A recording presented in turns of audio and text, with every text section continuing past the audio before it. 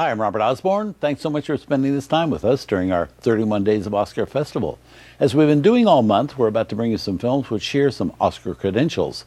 The next 4 films we have for you are among the handful of movies in Oscar history which contain 5 performances nominated for Academy Awards. And since there are only 4 categories that honor actors, it does mean that some of those nominees were competing against each other in the same category. With our next movie, we have 3 men from the same film competing against each other for the Best Supporting Actor Award. Plus, it's a nominee in the Best Actor category, Marlon Brando, and one in the Best Supporting Actress category, Eve Marie Saint. 1 film, 5 Oscar nominations for its actors. Our film is On the Waterfront from 1954, and the Academy's Best Picture winner that year. It took home also Oscars for Marlon Brando and Eve Marie Saint, and one for Elia Kazan as Best Director of the Year. It did not, however, win an Oscar in that supporting actor category. Lee J. Cobb, Karl Malden, and Rod Steiger were all nominated for their work and probably split the votes coming from the same movie, the final winner that year being Edmund O'Brien in The Barefoot Contessa, who I must say was terrific as well and very likely might have won regardless. With Oscar, one never knows.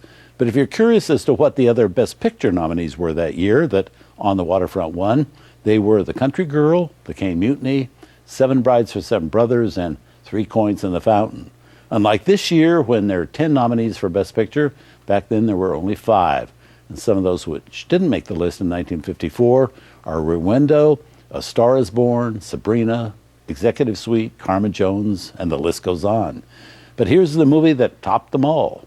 From 1954, On the Waterfront. This movie brought Elia Kazan his second Oscar as Best Director, this one coming 7 years after his first, which was for 1947's Gentleman's Agreement, movie starring Gregory Peck. And it was during the time he was making our film On the Waterfront, Kazan was embroiled in political controversy with the fact that he'd earlier been a friendly witness during the House Un-American Activities Committee hearings in Washington, D.C., which was investigating the possible infiltration of communists in the movie industry.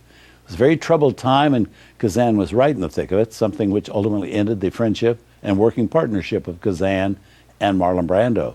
This was their 3rd and last film they did together.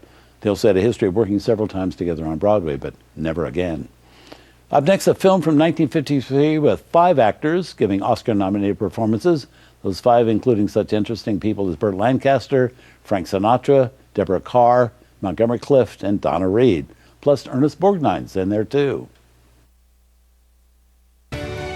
Tonight on TCM's 31 Days of Oscar, Burt Lancaster stands at attention for Deborah Kerr in From Here to Eternity.